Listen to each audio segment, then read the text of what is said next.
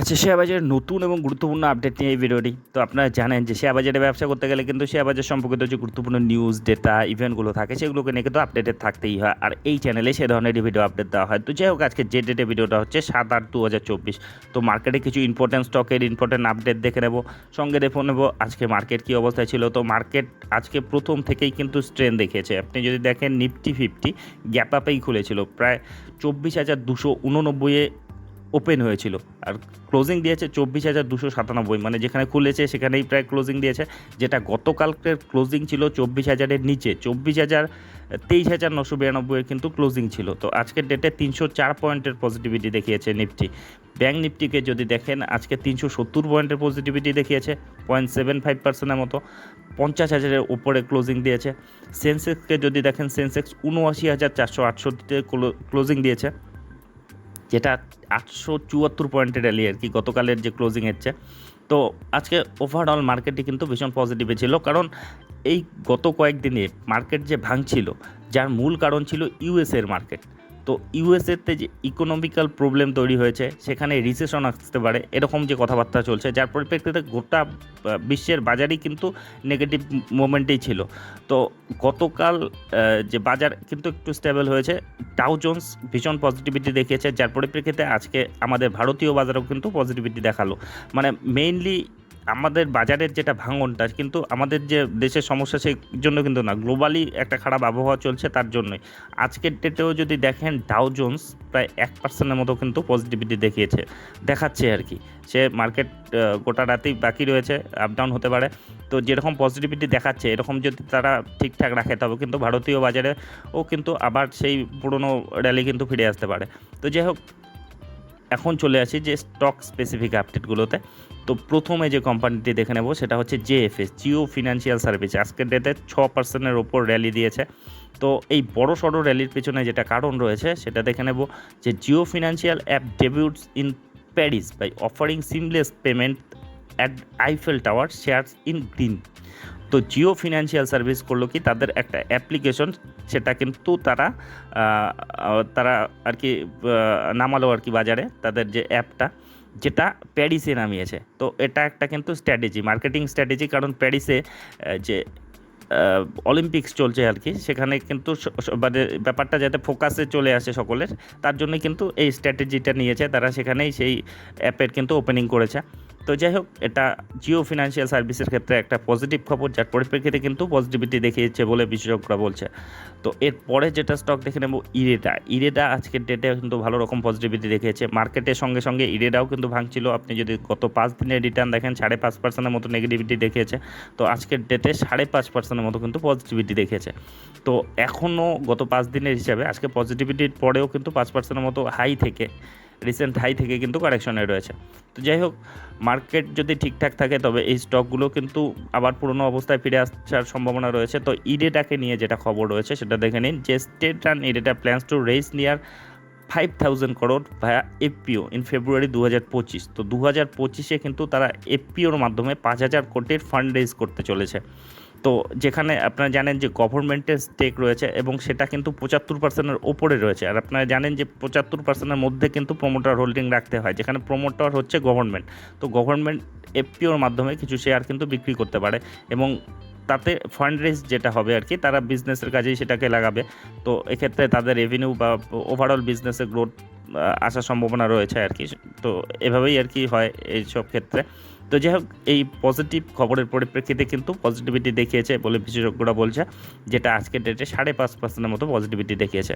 আচ্ছা, আজকের ডেটে আর একটা কোম্পানি যেটা জোম্যাটো লিমিটেড, লাগাতার কিন্তু ভালো রকম পারফরমেন্স দিচ্ছে, প্রায় 6.78%, মানে 16.90 টাকা আজকের ডেটে বেড়েছে, 265 টাকায় ক্লোজিং দিয়েছে। তো এটা যেদিন মার্কেট প্রচণ্ড ভেঙেছিল আর কি, গতকাল কি তার আগের দিন, সেদিন তাদের ফিনান্সিয়াল রেজাল্ট বেরিয়েছিল, এবং রেজাল্টে কিন্তু তারা দুর্দান্ত গ্রোথ দেখিয়েছে। যে জোম্যাটো ইদানিং কিন্তু তারা কনসিস্টেন্টলি প্রফিট করছে, এবং প্রফিটেবিলিটিতে গ্রোথ কিন্তু রয়েছে, এবং এই যে ফিনান্সিয়াল রেজাল্টটা কিন্তু মার্কেট খুব ভালোভাবে নিয়েছে। কারণ জোম্যাটো কিন্তু লস মেকিং কোম্পানি ছিল কিছুদিন আগে পর্যন্ত। তো 2-3 কোয়ার্টার ধরে, 3-4 কোয়ার্টার ধরে কিন্তু ভালো রকম পারফরমেন্স দিচ্ছে। আর তাদের যে অ্যাকোয়ার করা কোম্পানি ব্লিঙ্কিটও লসেস ছিল, সেটা একেবারে কষ্ট টু কস্ট চলে এসেছে আর কি, এখন লস মেকিং থেকে প্রফিটের দিকে এগোচ্ছে। তো এক্ষেত্রে এই ব্যাপারটা কিন্তু মানে ইনভেস্টরদের কাছে ভীষণ পজিটিভ ভাবেই এসেছে আর কি, পজিটিভিটি নিয়েছে ইনভেস্টররা। তো সেক্ষেত্রে এই জোম্যাটোর যে শেয়ার দরে কিন্তু ইদানিং ভালো রকম গতি দেখতে পাচ্ছেন। দেখুন 1 মাসেই 27% মতো রিটার্ন দিয়েছে, গত 5 দিনে 14% মতো রিটার্ন দিয়েছে, এবং ফিনান্সিয়াল রেজাল্টের পরে কিন্তু আবার গতিটা বেশি হয়েছে। আর ইদানিং গত 1 বছরের রিটার্নও যদি দেখেন 172% মতো রিটার্ন দিয়েছে। তো যাই হোক, জোম্যাটোর ভালো সময় ফিরে এসেছে আর কি, তারা যে লসে ছিল সেটা এখন প্রফিটে চলে এসেছে, এবং প্রফিটে তারা কনসিস্টেন্সি দেখাচ্ছে, যেটা কিন্তু ভবিষ্যতে আরও গ্রো করতে পারে যখন ব্লিঙ্কিট প্রফিটে ফিরে আসবে, প্রফিটে চলে আসবে। তো এই খবর বলতে এই ফিনান্সিয়াল রেজাল্টটা তাদের ওভারঅল সিচুয়েশনের জন্যই কিন্তু এই পজিটিভিটিগুলো দেখা যাচ্ছে। আর যে ব্রোকারেজ হাউসগুলো কিন্তু বড় বড় টার্গেট রেখেছে, কেউ 300 টাকা, কেউ 350 টাকা, এরকম টার্গেট রাখছে। তো যাই হোক, এর পরের স্টকে চলে যাব, যেটা হচ্ছে oil and natural gas corporation limited, ONGC. আজকের ডেটে 7.5% মতো পজিটিভিটি দেখিয়েছে। তো ওএনজিসির ক্ষেত্রে দেখুন যে ব্রোকারেজ হাউসগুলো কিন্তু বড় বড় টার্গেট রাখছে। আনন্দ রাঠি তারা যে তার টার্গেট প্রাইস রেখেছে, দেখুন 405 টাকার টার্গেট প্রাইস রেখেছে। We increase our ONGC estimate to factor change in species earning and reiterate our buy rating.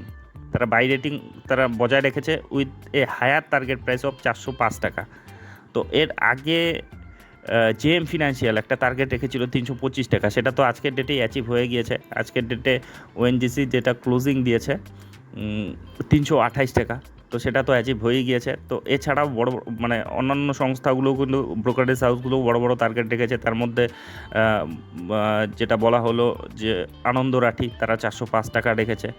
তারপরে আপনার ইএস সিকিউরিটিজ নামে একটা সংস্থা, তারা মোটামুটি তাদের যে পারফরমেন্স দেখে কিন্তু তারাও তাদের যে টার্গেটটা আর কি সেটা কিন্তু বাড়িয়ে দিয়েছে, যেটা আগে 385 টাকা ছিল সেটা বাড়িয়ে তারা 391 টাকা করেছে। তো যাই হোক, এই ব্রোকারেজ সংস্থাগুলো তাদের পরিস্থিতি, এই কোম্পানির তাদের বিজনেসের গ্রোথ দেখেই কিন্তু এই টার্গেটগুলো রাখে, অনেক কিছু অ্যানালাইসিস করার পরই। তো এরকম খবর যখন মার্কেটে আসে তখন কিন্তু পজিটিভিটি দেখায়। তো আজকের ডেটে কিন্তু ভালো রকম প্রায় 7.5%-এর মতো পজিটিভিটি দেখিয়েছে, 328 টাকায় ক্লোজিং দিয়েছে। তো এর পরের যেটা স্টকে চলে যাব সেটা আদানি উইলমার। তো আদানি উইলমার আজকের ডেটে 6%-এর কাছাকাছি পজিটিভিটি দেখিয়েছে। তো আদানি উইলমার কিন্তু ইদানিং মানে এদের কোয়ার্টার ওয়ানের যে ফিনান্সিয়াল রেজাল্টটাও দুর্দান্ত এসেছে, এদের কোয়ার্টার ওয়ানের যে রেজাল্টের পরিপ্রেক্ষিতেও তো তার মধ্যে গতি এসেছে। তাছাড়াও আর একটা খবর রয়েছে, যেটা হচ্ছে আদানি এন্টারপ্রাইজের সঙ্গে যে এফএমসিজি তাদের যে বিজনেস রয়েছে আর কি, সেটা আলাদা হতে যাচ্ছে, ডিমার্জ হতে যাচ্ছে, এবং সেটা আদানি উইলমারের সঙ্গে যুক্ত হতে চলেছে। আর আদানি উইলমারের ক্ষেত্রে আদানি এটা কিন্তু দুটো বড় প্রমোটর রয়েছে, এক আদানি রয়েছে আর উইলমার ইন্টারন্যাশনাল নামে একটা কোম্পানি রয়েছে। তারা দুজন মিলে কিন্তু আদানি উইলমার কোম্পানিটি যেটা চলে। তো যেখানে এখনও যদি আপনি শেয়ার হোল্ডিং প্যাটার্নে যান 70-80%-এর মতো প্রমোটর দেখতে পারবেন, যেটা কিন্তু কমাতে হবে, 75% আনতে হবে। আর এখানে যেটা মানে খবরের মধ্যে ভাসছে আর কি, যে আদানি কিন্তু তারা স্টেক বেচতে পারে আর কি, এখানে স্টেক যে কমাতে হবে, তো আদানি কিন্তু কমাতে পারে। উইলমারের কাছে সম্ভবত সেটা যাবে, মোটামুটি 49%-এর মতো হোল্ডিং কিন্তু আদানিরই রয়েছে। তো যাই হোক, এই ব্যাপারগুলো পজিটিভভাবেই নিচ্ছে মার্কেট। তো যে ক্ষেত্রে মার্কেটে পজিটিভিটি দেখা যাচ্ছে, আর ওভারঅল তাদের বিজনেসেও ইমপ্রুভমেন্ট এসেছে। এবার কোয়ার্টার ওয়ানের রেজাল্টে কিন্তু ভালো রকম পারফরমেন্স দিয়েছে, যার জন্য গত 5 দিনে দেখুন 11%-এর মতো রিটার্ন দিয়েছে, গত 1 মাসে 13%-এর মতো, 6 মাসে দেখলে 8%-এর মতো, মানে গতিটা কিন্তু ইদানিং এসেছে। তো যাই হোক, এর পরের আপডেটে চলে যাব, সেটা হচ্ছে অয়েল ইন্ডিয়া লিমিটেড। আজকের ডেটে 7.5%-এর মতো পজিটিভিটি দেখিয়েছে। তো এই পজিটিভিটির পেছনে যেটা কারণ রয়েছে, দেখুন oil India shares are 7% ahead Q1 result announcement, revenue expected to grow 22% to 5,706 crore. তো তাদের যে ফিনান্সিয়াল রেজাল্টটা সেগুলো নিয়ে কিন্তু একটা কিন্তু এস্টিমেট করা হয়। তো যেক্ষেত্রে কিন্তু গ্রোথ দেখা যাচ্ছে, আপনি দেখুন যেগুলো অ্যানালিস্টরা বলছে যে according to average estimate of 5 brokerage, মানে একটা নয়, 5-5টা ব্রোকারেজ সংস্থা যেটা এস্টিমেট করেছে আর কি, তাতে Oil India expected to report 5% rise in standalone net প্রফিটের ক্ষেত্রে 5.5%-এর মতো কিন্তু গ্রোথ দেখাতে পারে। আর রেভিনিউ এক্সপেক্টেড টু রাইজ 22%-এর মতো রেভিনিউ কিন্তু গ্রোথ আসতে পারে, যেটা 5,700 কোটি টাকা হতে পারে আর কি। এসব মানে সব ক্ষেত্রেই কিন্তু পজিটিভ একটা পারফরমেন্স দেখা যেতে পারে তাদের যে জুন কোয়ার্টারের রেজাল্টে। তো সেই জন্যই কিন্তু এই কোম্পানিতে মানে তার পরিপ্রেক্ষিতে এই গতিটা বলে বিশেষজ্ঞরা বলছে প্রায় 7.5%, 8%-এর মতো কিন্তু গতি দিয়েছে, আজকে 615 টাকায় শেষ করেছে। আচ্ছা, এর পরের আপডেটে চলে যাব, যেটা হচ্ছে তেজস নেটওয়ার্ক লিমিটেড। আজকের ডেটে 12%, 12.5%-এর মতো কিন্তু আজকে বিশাল একটা র্যালি দিয়েছে। 144 টাকা আজকের ডেটেই বেড়েছে, 1295 টাকায় ট্রেড করছে। তো প্রথম থেকে মানে শেষ পর্যন্ত ট্রেন দেখিয়েছে, উপরের দিকে গিয়েছে। তো যেই এই বড় সড়ো গতির পেছনে যেটা কারণ রয়েছে সেটা হচ্ছে দেখুন যে 4 অপটিক্যাল ফাইবার, এরা অপটিক্যাল ফাইবার বানায়। তো 4 optical fibre stock including Tejas network ছাড়াও কিন্তু অন্যান্য স্টক রয়েছে যারা গতি দিয়েছে, যারা অপটিক্যাল ফাইবার নিয়ে কাজ করে। ভারত নেটের টেন্ডার ওপেনিংয়ের জন্য, যেটা কিন্তু 8ই আগস্ট হতে চলেছে। তো এটা একটা বড় সড়ো টেন্ডার, মোটামুটি 65,000 কোটির। তো এই টেন্ডারের পরিপ্রেক্ষিতে এই যে টিটিএমএল বা এছাড়াও যে আরও 3-4টে কোম্পানি রয়েছে, তারা কিন্তু মানে প্রথম দিকেই রয়েছে আর কি, এই অর্ডারগুলো তারা পেতে পারে, এই টেন্ডারটা কিন্তু পেতে পারে। তো মানে একজন না, মানে এত বড় একটা কন্ট্রাক্ট একটা কোম্পানি না পেয়ে কিন্তু 2-3টে কোম্পানিও পেতে পারে। তো সেক্ষেত্রে একটা কোম্পানিও যদি পায়, 4টা কোম্পানিও যদি পায়, তবুও একজন 20,000 কোটি, 15,000 কোটি, 10,000 কোটি এরকম মিনিমাম কিন্তু অ্যামাউন্টের অর্ডার একটা পাবে। এবং যেটার জন্যই কিন্তু একটা পজিটিভিটি এইসব ক্ষেত্রে, এই যারা অপটিক্যাল ফাইবার নিয়ে কাজ করে সেরকম স্টকের মধ্যে এসেছে, যার মধ্যে তেজস নেটওয়ার্ক পড়ে। এবং এরা কিন্তু একটা বড় দাবিদার আর কি এর ক্ষেত্রে, এবং যার জন্যই কিন্তু এর শেয়ার দরে একটা ভালো রকম গতি অলরেডি চলে এসেছে। তো যাই হোক, এই আপডেটগুলি নিয়ে এই ভিডিওটা ছিল। তো এ ধরনের আপডেট যদি আপনাদের উপকারে লেগে থাকে তবে অবশ্যই চ্যানেলটি সাবস্ক্রাইব করে রাখবেন। আর ভিডিওটি শেষ পর্যন্ত দেখার জন্য ধন্যবাদ।